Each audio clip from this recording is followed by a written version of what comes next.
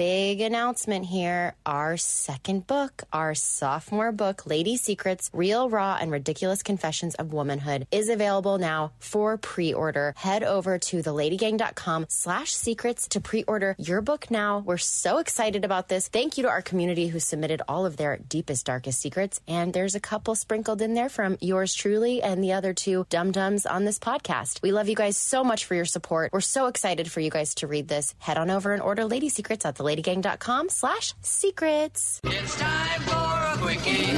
Podcast One presents The Lady Gang, the Hollywood girl posse, with Lady Gang Quickie. Here's Keltie Knight, Becca Tobin, and Jack Vanek. Let's make this quick. Hello, hello, hello, and welcome to the Lady Gang Quickie. Becca's away taking care of baby 4, but that's okay. We have our favorite baby with us. This back to the Lady Gang podcast because he had such a good time the first time. Please welcome Gary Janetti. Hi, guys. We're so excited to have you back. Thanks, Keltie. The last time you were here, you were on the cusp of becoming a New York Times bestselling author with your first book, and now you're back. You have another book. Start Without Me. And so obviously when you become a New York Times bestseller, they're like, we need you to write another one. Yeah, it was nice. I had more kind of stuff to tell, I guess. So I had one more in me. Do you think you have more in you? I think, both of these books are kind of memoir-ish in nature. Yeah. They're about essays from my childhood and young adulthood. It feels so old to say young adulthood, by the way. Like, oh, God. But I think that's done. Yeah. I can't, I don't have anything left. If you're doing like a memoir-y type of a thing, it's like, does anybody have more than 2 unless they're like 80 years old? You need to live another life. Yeah. Yeah. And they're, the books are short. As you said, you read it in a day. So for that, it felt like they kind of bookend each other in a bit. Is it less stressful to put out book number 2 than the first time around? Because you're already a New York Times bestseller. Kind of how I feel about our second book is like, if it does well, it does well. You can't take it away from me. I hadn't quite thought of it like that, but yeah, I guess that is kind of a nice thing. So yeah, in those regards, and maybe a teeny bit less stressful. Sure. The first one I was super stressed because, it's like you write about things, especially when things that are super personal and super specific to your life. And you're kind of like, who is going to care? Like, you get that thing of like, this is so crazy that I think that somebody's really going to be interested in the fact that I went on cruises when I was a kid, like, who do you think you are? So you kind of get these feelings of like, but the fact that people did respond to it is a really nice thing. How's Brad? Brad's good. Brad's working now. He's away for a little bit. Yeah. So he's not home, but we've been together nonstop for, now it's been 2 years, but before, it hasn't been quite 2 years together in the house, but we spent a lot of time together. So you're like, thank God he's gone kind of? No, it's kind of the opposite because I'm so used to, we got into such a rhythm of, of how our days were that I miss him in a way that, yeah. I was just talking about this earlier with the girls because my fiance is a musician. So before COVID too, we like never really spent too much time together, like in a big chunk. And then we spent 2 years together. And then so it's such a weird feeling to have them gone. You're like, wait, but like, I actually liked having you around all the time. I do too. It's been, I'm very happy to go back to the world and life, but it was for us, we do get along really well. And it was really nice to have that time together that I don't know if, hopefully it won't happen again. Oh my God, please no. So I wanted to I was going to ask you if you would mind reading it, but it's a little long. So I'll give you the Coles notes, but in this new book, Start Without Me, there is maybe the greatest chapter of writing. It's called Commencement Address. And so in this essay, Gary, did you give this actual commencement address? No, no. Somebody else asked me that too, but I'm like, no, I would never give it. But now I feel like, oh, maybe I can. So Gary essentially writes the commencement address that we all needed. I'm going to read a couple points. First off, I want to say congratulations, graduates. You did it. That's the good news. The bad news is that nothing you just did is going to prepare you for anything that happens after today. If anyone told you it would prepare you at all, they were lying. The last 4 years have been one long charade. Everyone going along with the ruse, acting as if you were being readied for success in your career. And every choice you made in these 4 years was instrumental in that success. I'm sorry to be the one to tell you that. It is complete bullshit. Also bullshit, you can't really do anything you put your mind to, and one person doesn't make a difference. Wow. Of course, there are exceptions to every rule, but we're not here to talk about exceptions. We're here to talk about you. Basically, you're in for a rude awakening. I know this is a bitter pill to swallow, especially on such a joyous occasion as this, but I wish whoever had spoken to me on my graduation day had at least prepared me somewhat for the terrible years that were to follow. I mean, where's the lie? But then it goes on from there. It keeps going on. But yeah, it is, obviously it's done very tongue in cheek. But there is, in all kind of, not in all comedy, but in a lot, there is an element of truth that obviously that we can identify with, which makes it funnier. The truth, the thing that you're not supposed to say, but that everybody kind of maybe thinks inside. And did you go to college? Yeah. I went to Hofstra University on Long Island. Yes. Ooh. And what advice do you remember from your graduation? Hofstra. Oh God, I don't even remember who spoke to us, Keltie, who came. But I do remember. It's like everything happens the way it's supposed to happen at the time in your life because you're so freaking young. You're 18 to 21, 22 years old in college. So your little brain can only absorb so much. We need to be fed in very little small increments, like what's going to be like to be an adult. But yeah, I remember thinking everything in college, every decision I made, every class I took was going to somehow, people are going to want to see this on my resume. It's like, nobody gives literally anything. cares. Gary goes on to say, most of what's going to happen after today, I'm sad to report, is confusion, fear, and crippling anxiety. None of you are getting jobs in your chosen field anytime soon, so put that misconception to rest right now. They're still backed up on jobs from graduates in 2014.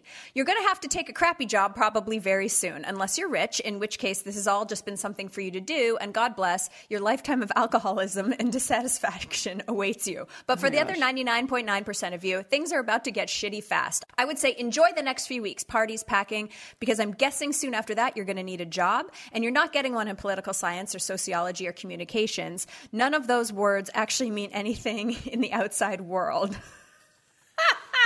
How many people went to school for communications? What does that even mean? What is that? Is that a job? I know. I mean, I work in communications. What? No. Journal? I don't even know what that job would be. No idea. I don't even know what that. Yeah. Jack, I don't know what did you major in?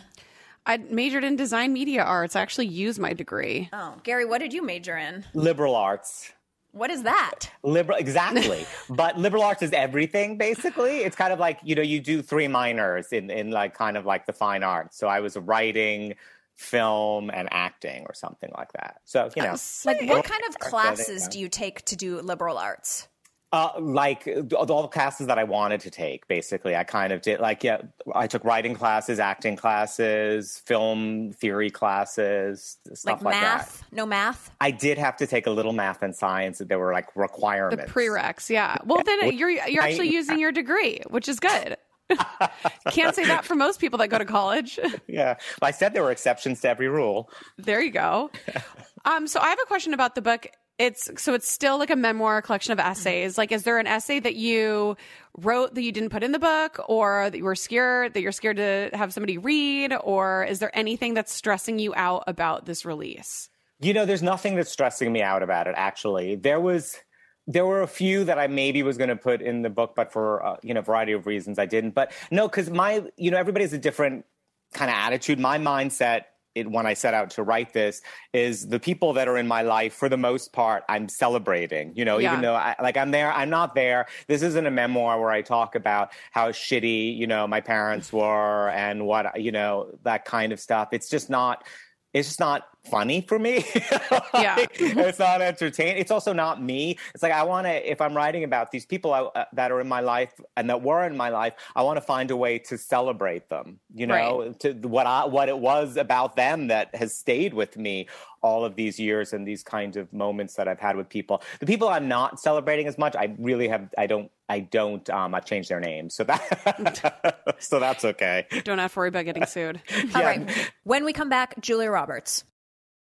This episode of Lady Gang is brought to you by FrameBridge. FrameBridge makes it super easy and affordable to frame your favorite things, from art prints and posters to travel photos that are just sitting on your phone, maybe your kid photos. Mother's Day is just around the corner, so it's also great to just like print out a photo of you and mom. Select gifts ship the very next day. You just go to framebridge.com, you upload your photo. They send you everything that you order safely in the mail. And instead of the hundreds of dollars that you'd pay at a framing store, if you've ever gone to frame something, you know how freaking expensive it can be. Their prices start at just $39 and all the shipping is free. Plus, Lady Gang, you're getting 15% off just for being one of our listeners. So you can use our code LadyGang at framebridge.com, get 15% off. And they have all these different ways that you can print out your photos. Look in your phone, find a picture that sparks joy for you, print it out, and put it somewhere that you're going to look at it. Like, I miss having tons of pictures on my shelf. I've also used FrameBridge for posters and art prints and things that I buy on Etsy, but like, let's all print out a personal photo. It's nice. So get started today. Frame your photos or send someone the perfect gift. Go to framebridge.com and use the promo code LadyGang to save an additional 15% off your first order. Just go to framebridge.com, promo code LadyGang.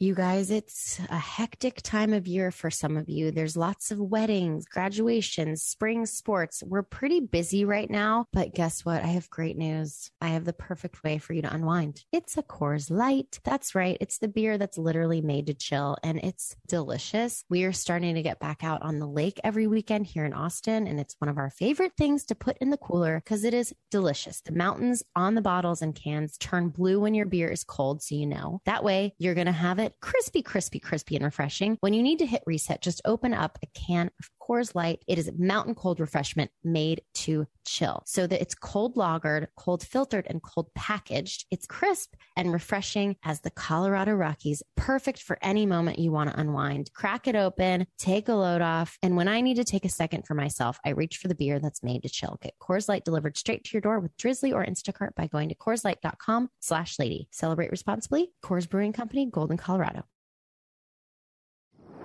The Lady Gang. So we're back. So here's my question for you, Gary. Julia Roberts. Are you friends with Julia Roberts? No. Is she going to be on the show? No. I have a question because we have recently just handed in the manuscript for our second book as well.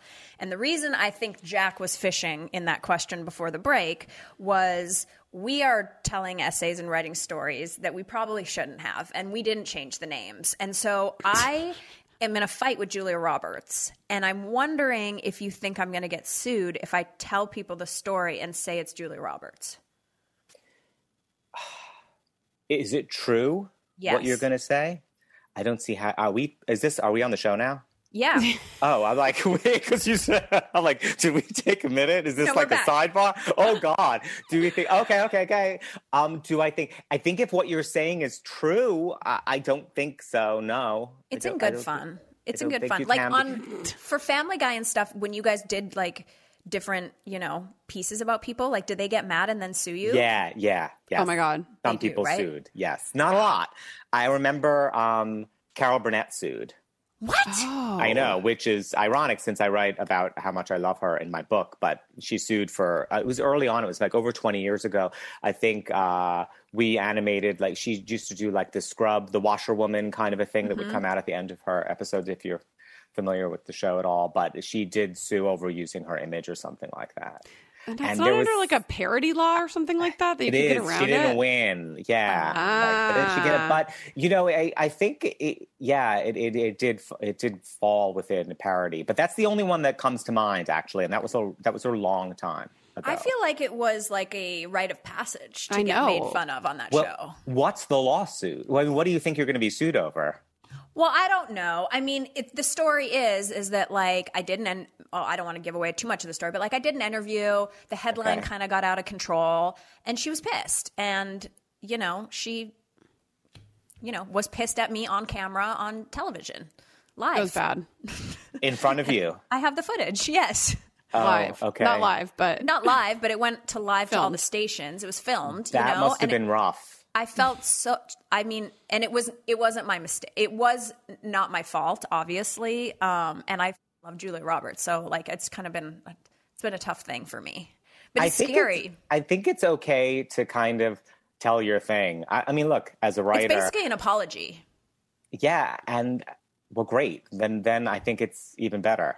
You know, as long as you find the thing in it, and you found the thing in it that you also celebrate about that person, and you know, look, she's also allowed to have a crappy day, and who knows what was coming at her, and what triggered that versus Exactly. something else that had happened in the past. But I think it's totally within your rights to write about anything that happens to you with any person that you come into contact with. Yeah.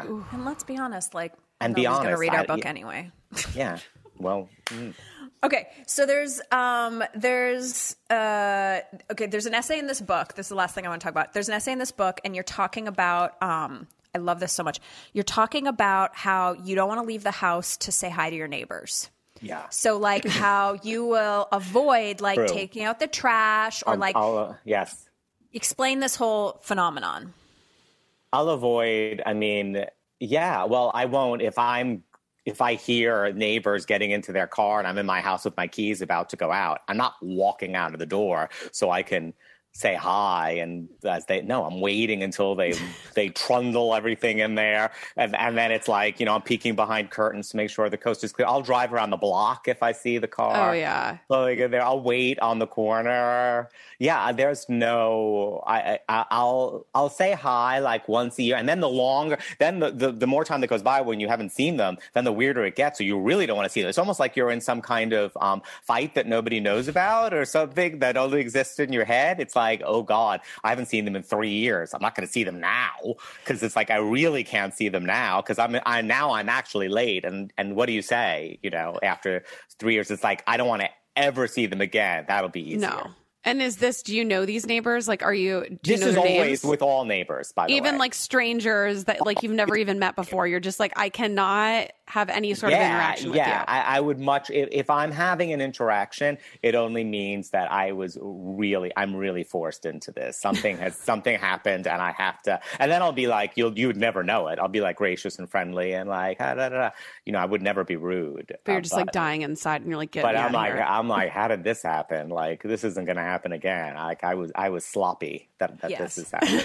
Well, I've had a lot of really unfortunate neighbors, and I'm starting to think it's me. But one of my neighbors like chased Jack into my house and yelled at her for driving too fast down my driveway. I don't live in that house anymore. But this just happened to me this week, and the reason when I was reading the essay, I thought it was so funny. So like, I have two neighbors. One side I know, and the other side I've avoided, and I don't know. They enjoy having a barbecue. That's what I know about them so far. Very cool. So Say no more. I haven't been feeling well, and my friend Christina did me a solid, and she was like, "Oh, I'm sorry, not feeling well," and she sent me a care package on like Instacart or whatever from Erewhon, which is like the most expensive groceries in LA.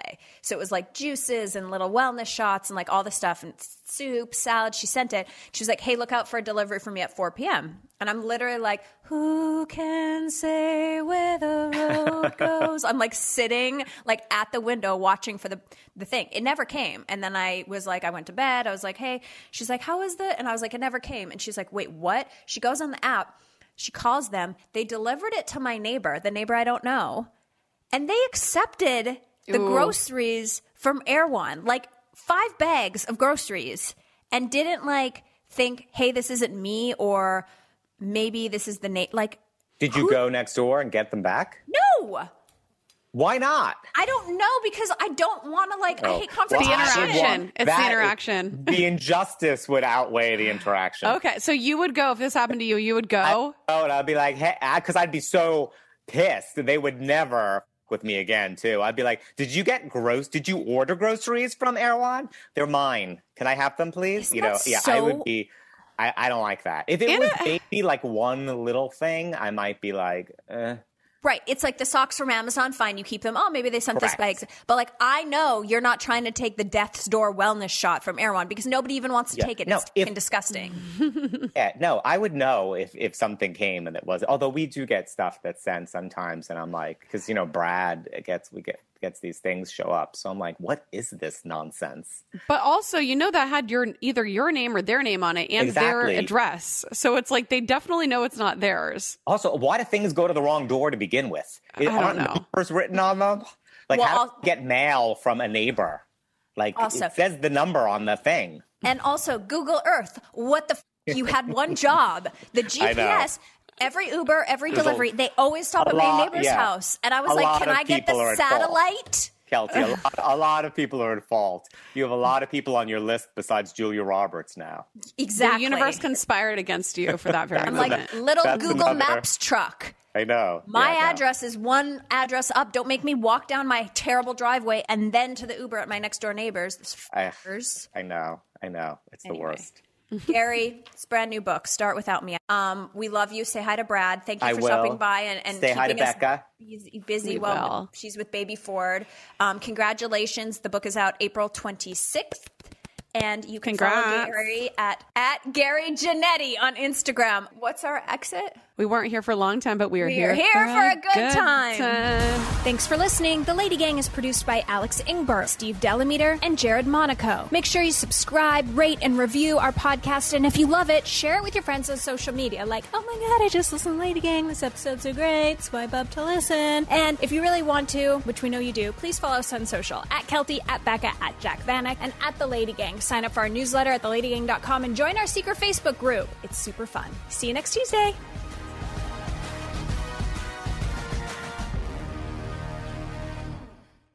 Stream the biggest movies and TV shows for free on Pluto TV. Watch movies like Titanic and G.I. Joe: The Rise of Cobra, plus TV shows like CSI and Star Trek: The Next Generation. Starting this month, check out the 24/7 Stargate channel exclusively on Pluto TV.